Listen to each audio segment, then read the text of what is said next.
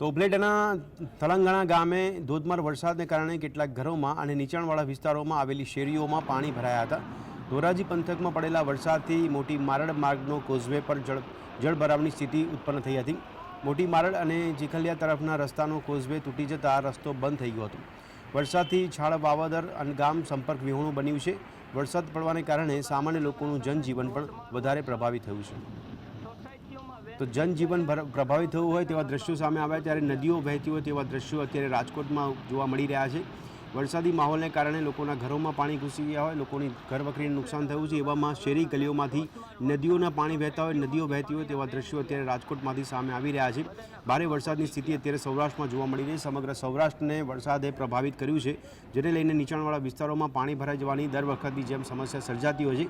આ વખતે પરિસ્થિતિ થોડી વધારે વણસતી હોય તેવા દ્રશ્યો સામે આવ્યા છે। કોઝવે પણ તૂટી ગયો હોય, જેને કારણે ઘણા ગામો સંપર્ક વિહોણા બન્યા છે।